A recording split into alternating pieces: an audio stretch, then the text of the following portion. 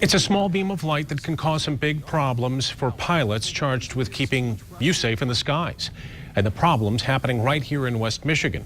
An airliner on approach to the Ford airport was hit with a beam from a laser over the weekend. 24 Hour News 8's Joe LaFurgey's live to show us just how dangerous this can be, Joe. Yeah, Brian, about where we're standing, that pilot was above about where we're standing at Breton and 44th late Saturday night when he saw that laser beam. Now, you've probably seen these. Your kids may have them. You may have them at the office.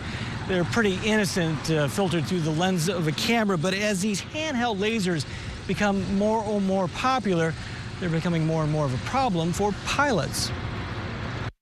They've been having problems for the last 15 years or so, I'd say. Les Brown began taking flight lessons at an age most of us would have started driver's ed. He's piloted just about every kind of winged aircraft, from puddle jumpers to jumbo jets, over the last 35+ years. In other words, he knows what it's like to fly a plane.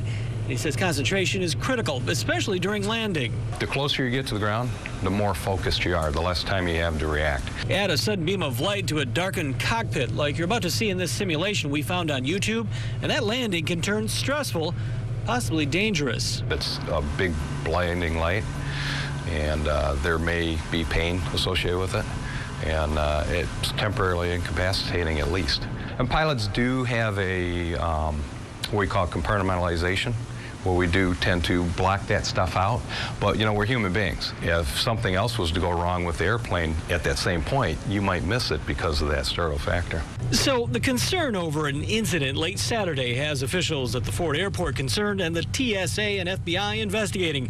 A green laser beam was pointed at a Frontier airline plane just before midnight Saturday.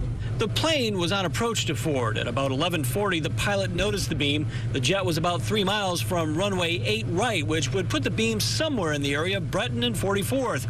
Fortunately, the light did not enter the cockpit of the plane. An American Airlines flight a short distance behind the Frontier jet also noticed the beam.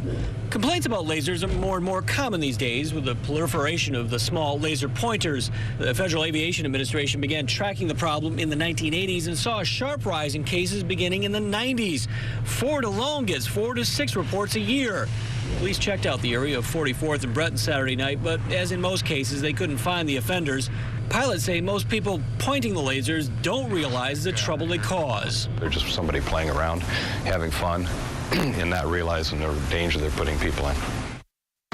So keep in mind, if you were in the area of 44th and Breton late Saturday night that you saw somebody playing with one of these, you might want to give Kentwood Police a call. Now, we also have a link to an FAA site, a whole study they did on the problem with laser illuminations in aircraft.